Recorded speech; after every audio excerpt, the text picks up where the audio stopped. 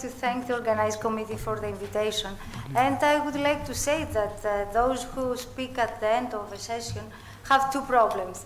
The first is that the audience may be tired. The second is that the previous speaker have so big, nice quality, so I think that my speech will be less than the others. But I will try to keep the time and try to say something special and interesting. Go to the next. In 2014, American Society of Cardiologists and in European Society of Cardiologists and Anesthesiologists published new guidelines focused on the cardiovascular management of patients in whom heart disease is a potential source of complications during non-cardiac surgery. The level of evidence and the strength of recommendation of particular management options were weighted and graded according to the predefined scales as you can see in these tables. Preoperative evaluation depends on many factors. With regard to cardiac risk, surgical intervention, which include open or endovascular procedures, can be broadly divided into low risk, intermediate risk, and high risk groups. According to the recommendation, low and intermediate risk non-cardiac surgery may be referred by only the anesthesiologist, but high risk non-cardiac surgery should be considered by a team of experts. Depend on type of surgery, alternative methods to classical open surgery, either endovascular or a less invasive procedure, may be considered for the best of the patient.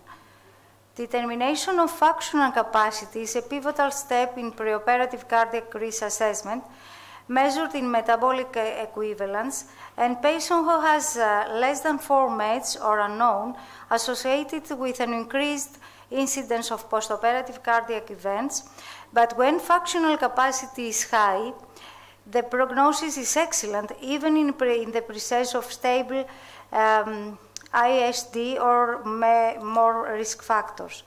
Several risk indices have been developed during the past 30 years based on multivariate analysis of observational data, the Lee index from European societies, and then NSQIP MICA model from American societies have strong recommendation to be used for perioperative risk stratification.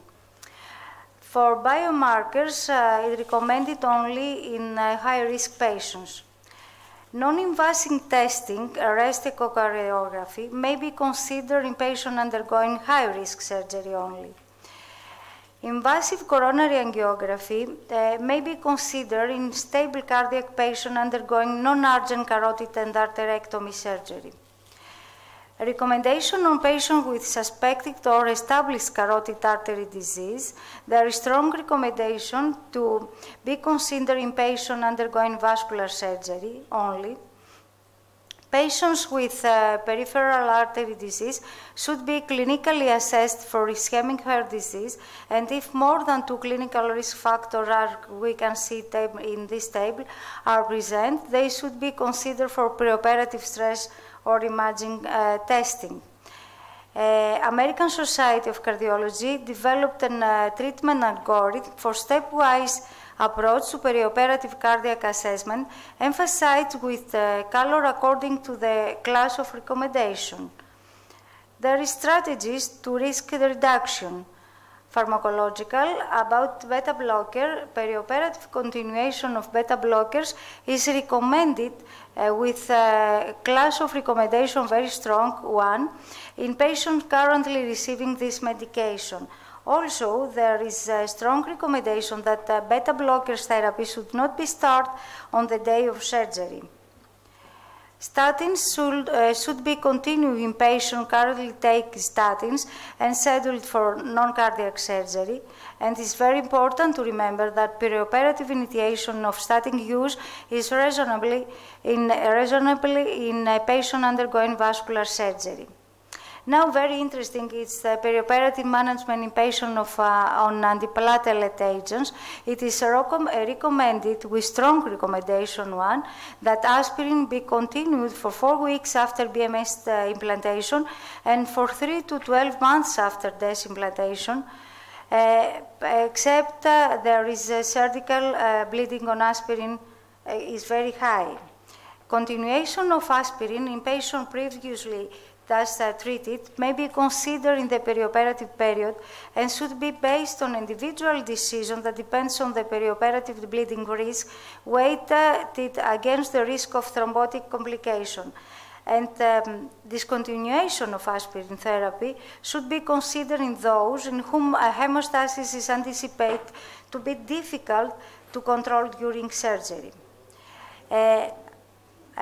Continuation ADP inhibitors treatment should be considered with the same recommendation as aspirin, but in patients who need to undergo surgery and treated with ADP inhibitors, postponing surgery for at least 5 days after cessation of ticagrelor and clopidogrel, and for 7 days in the case of prasugrel, should be considered unless the patient is at high risk of ischemic events.